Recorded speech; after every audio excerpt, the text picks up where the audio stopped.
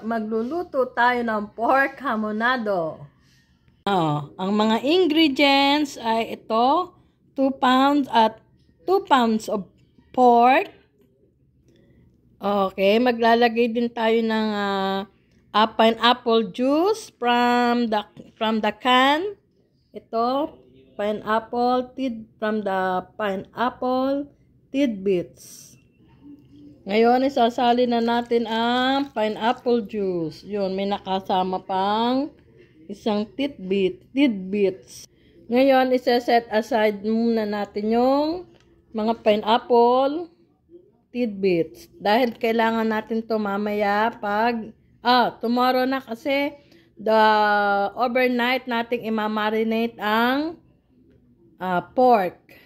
So yan, set aside muna natin ang mga pineapple tidbits. Lagyan natin siya ng 3 tablespoon ng brown sugar. Kung wala kayong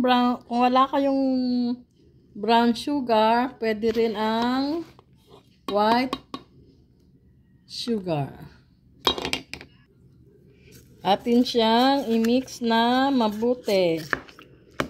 Marinate natin to for like the whole night. At bukas natin ito lulutuin. Yan. Lagyan din natin siya ng 1/4 cup of soy sauce. Imamarinate natin nga, as I said, the whole night. Lalagay muna natin siya sa refrigerator. Kailangan din natin ang bawang.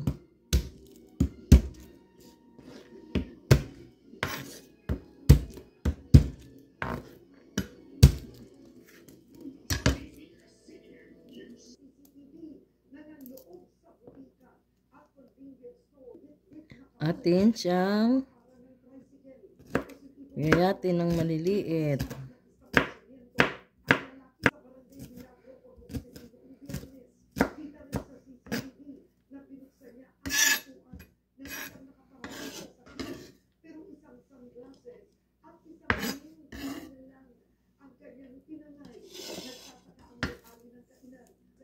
Tapos, kailangan din natin ang onions.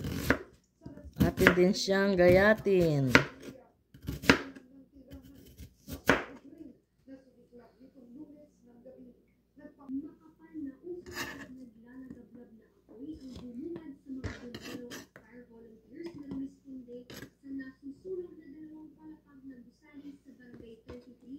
So, ito, kailangan natin ng onions and garlic.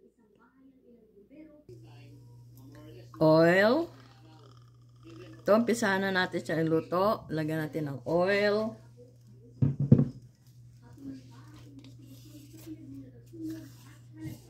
Lagyan din natin siya ng star margarine.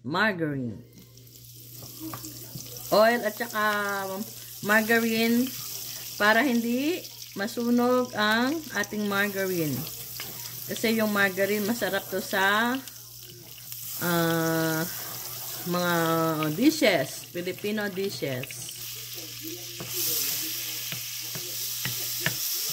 Atin muna i-turn on ang exhaust fan.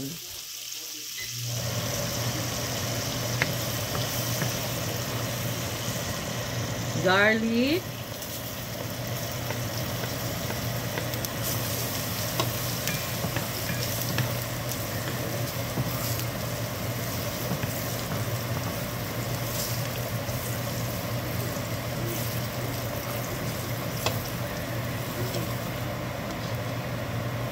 Onion.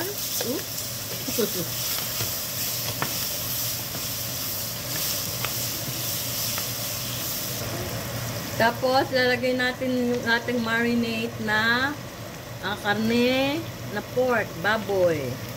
Huwag muna natin isasama ang kanyang sauce.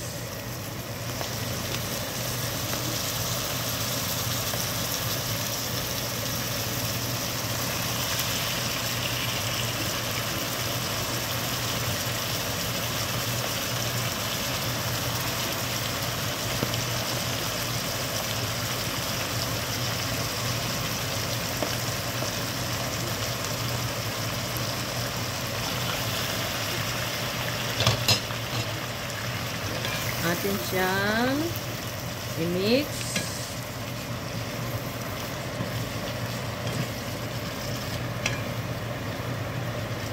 Atin muna siyang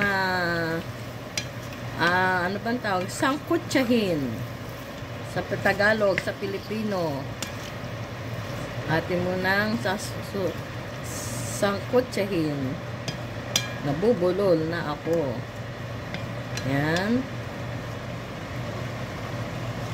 Lagyan muna natin siya ng cover para mabilis lumambot.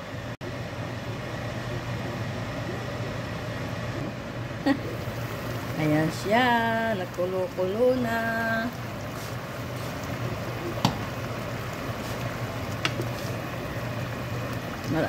Pwede siyang, kung gusto nyo, marami siyang sabaw, sauce.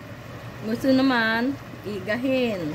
Ako, medyo may kaunting sauce ang gusto ko para may panglagay sa ating kanin. Kasi ang lasa nito ay manamis-namis. Hintayin muna natin siyang lumambot at ang ating karne ay hindi pa malambot. Hintayin lang natin. Okay?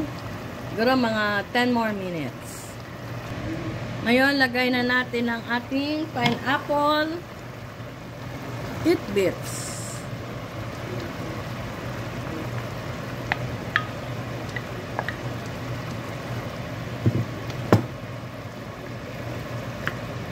Pampalasa din yan. Lalong masarap.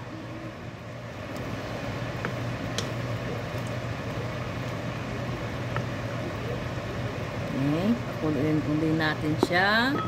Oops. Takpan natin.